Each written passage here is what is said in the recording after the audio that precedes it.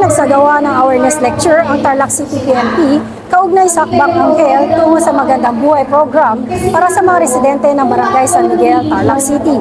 Ang programa ay inisyatiba ng Department of Interior and Local Government sa kooperasyon ng mga tauhan ng Tarlac City PNP at Philippine Drug Enforcement Group kasama ang mga miyembro ng Provincial Explosive and K9 Unit, Bureau of Jail Management and Penology at Bureau of Fire Protection. Nagbahagi ng kaalaman ng Tarlac City PNP kaugnay sa 30th National Crime Prevention Week na may temang Kabataan Tara Na sa Crime Prevention Kaisa Ka, na pinangunahan ni Police Lieutenant Leslie B. Emata, Provincial Community Affairs Division Officer, sa ilalim ng supervision ni Police Lieutenant Colonel Shancy Logroño, Chief of Police Tarlac City Police Station, kasama ang mga opisyal na barangay, barangay peacekeeping action teams, barangay lupon at mga miyembro ng sangguniang kabataan ng nasabing lugar. Tinalakay sa nasabing aktibidad ang patungkol sa RA 1131 o Safe Space Act o ang tinatawag na Bawal Bastos Law na laging nagpapaalala na mahalaga ang respeto sa bawat isa lalo na sa usaping pangkasarian at sa pampublikong espasyo. Samantala, tinalakay din ni Police Captain Charity Vicente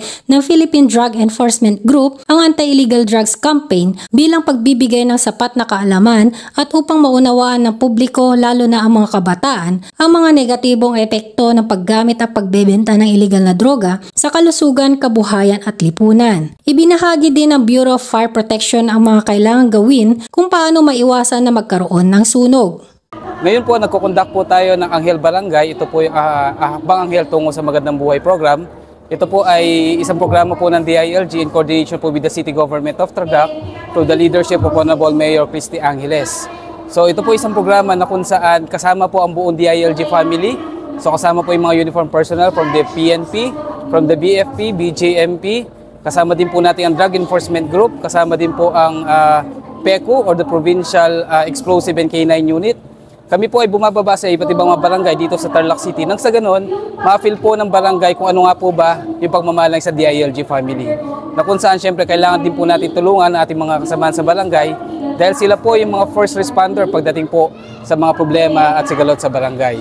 Ito po isang programa na kung saan mas kinakapacitate po natin yung ating mga barangay officials. Nang sa ganon, mas maging produktibo po ang kanilang panunungkulan sa kanilang barangay. Mula dito sa Barangay San Miguel, Tarlac City, ako ang iyong PNN correspondent, Patrolwoman Maureen Kiaki, alagad ng batas, taga-taguyod ng Balitang Pulis.